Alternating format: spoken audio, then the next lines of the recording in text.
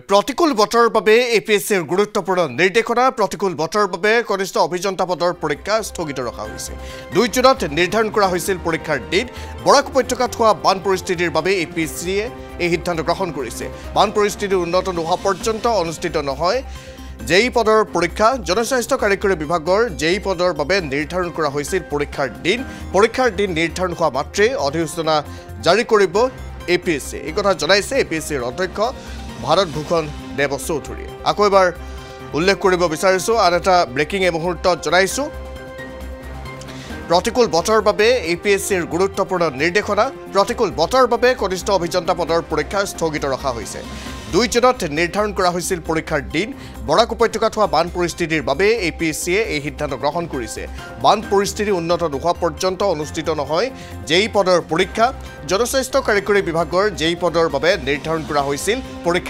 পৰীক্ষাৰ দিন নিৰ্ধাৰণ হোৱা মাত্ৰে অধিসূচনা জাৰি কৰিব এপিএছচিয়ে এই কথা জনাইছে এপিএছচিৰ অধ্যক্ষ ভাৰত ভূষণ দেৱ চৌধুৰী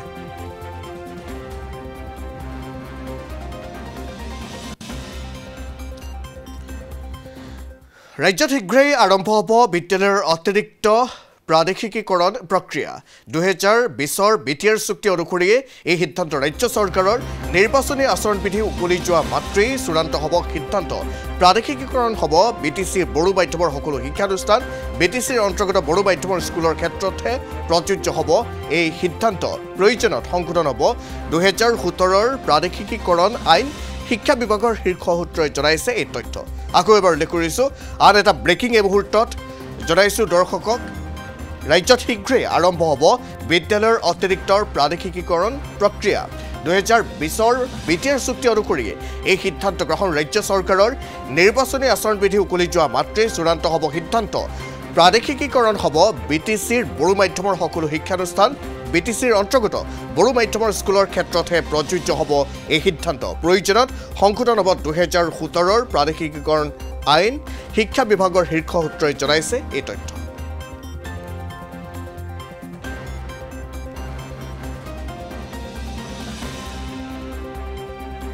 পুনৰ এবাৰ উল্লেখ কৰিব বিচাৰিছো আৰু এটা ব্ৰেকিং এই মুহূৰ্তত জনাইছো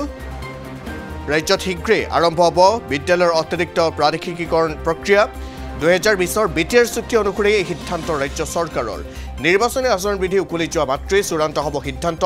প্ৰাদেশিকীকৰণ হ'ব বিটিচিৰ বড়ো মাধ্যমৰ সকলো শিক্ষানুষ্ঠান বিটিচিৰ অন্তৰ্গত বড়ো মাধ্যমৰ স্কুলৰ ক্ষেত্ৰতহে প্ৰযোজ্য হ'ব এই সিদ্ধান্ত প্ৰয়োজনত সংশোধন হ'ব 2017 প্ৰাদেশিকীকৰণ আইন আৰু শিক্ষা বিভাগৰ শীৰ্ষ সূত্ৰই জনাইছে এই তথ্যখিনি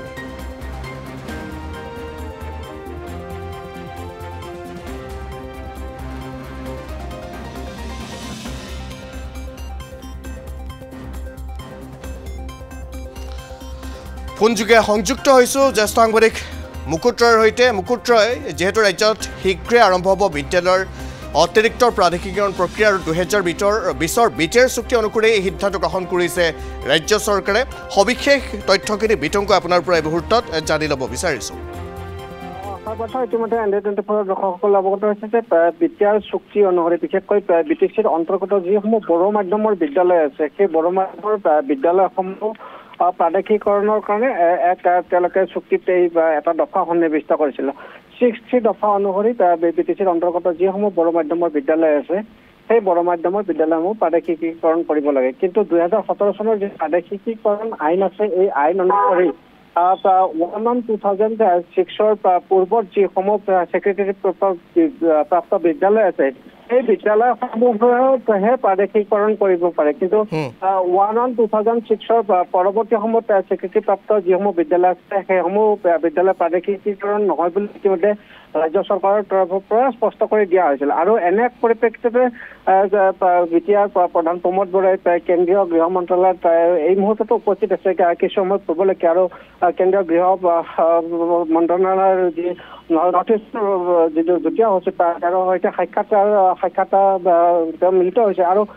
এনে পৰিপ্ৰেক্ষিতত গৃহ মন্ত্ৰালয়ৰ তৰফৰ পৰা ৰাজ্য চৰকাৰৰ যে গৃহ আৰু ৰাজনৈতিক বিভাগ আছে এই গৃহ আৰু ৰাজনৈতিক বিভাগলৈ তেওঁলোকে যোগাযোগ কৰিছিল কি ধৰণৰ এই চুক্তিৰ দফাসমূহ ইমপ্লিমেণ্ট কৰা হৈছে আৰু এই ইমপ্লিমেণ্ট কৰা সন্দৰ্ভত যেতিয়া এই বিষয়টো ৰাজনৈতিক আৰু গৃহ বিভাগৰ শীৰ্ষ আছে সেই শীৰ্ষ শিক্ষা বিভাগলৈ তেওঁলোকে পত্ৰ প্ৰেৰণ কৰে আৰু এই পত্ৰৰ জৰিয়তে এই কথাটো উল্লেখ কৰা হৈছে যে যি আপোনাৰ বিদায় চুক্তি 2020 চনৰ সমান্তৰালকৈ 2021 চনত সম্পাদিত কাৰ্বি চুক্তি আৰু 2022 চনত সম্পাদিত আদিবাসী চুক্তি আৰু 2023 চনত সম্পাদিত DNLA চুক্তি ৰূপায়ণৰ ক্ষেত্ৰত কি ধৰণৰ পদক্ষেপ গ্ৰহণ কৰা হৈছে বিশেষকৈ শিক্ষা বিষয়ক যিসমূহ তাত ধাৰা বা দফা সন্নিৱিষ্ট কৰা হৈছিল এই দফাসমূহ ৰূপায়ণৰ ক্ষেত্ৰত আৰু এই সকলোবোৰ সন্দৰ্ভত ইতিমধ্যে শিক্ষা বিভাগৰে তেওঁলোকে যোগাযোগ স্থাপন কৰিছে আৰু যেতিয়া অহা 4 জুনত ভোট গণনা প্ৰক্ৰিয়া সম্পন্ন হ'ব লোকসভাৰ আৰু ইয়াৰ লগে লগে যি নিৰ্বাচন আচৰণ বিধি বলবৎ হৈ আছে এই নিৰ্বাচন আচৰণ বিধি উকলি যাব আৰু উকলি যোৱাৰ পিছতে এই বিষয়টো তেওঁলোকে ত্বৰান্বিত কৰাৰ কাৰণে সিদ্ধান্ত গ্ৰহণ কৰিছে আৰু যেহেতু 2017 চনৰ আইনখন সংশোধন কৰাৰ এইকাৰণে প্ৰয়োজন আছে কাৰণ তাত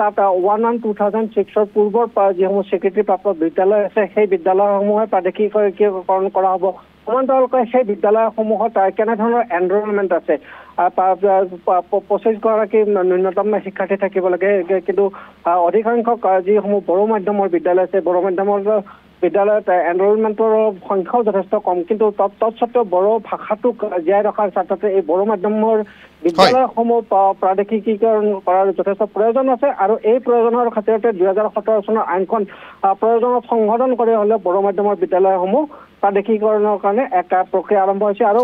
মুকুট এই মুহূৰ্তত আপোনাক আমি ধন্যবাদ জ্ঞাপন কৰিছো সবিশেষ তথ্যখিনি জনোৱাৰ বাবে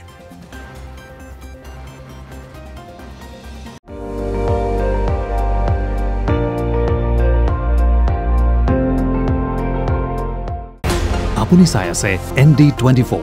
সৰ্বশ্ৰেষ্ঠ নহয় সৰ্বোত্তমৰ দৌৰ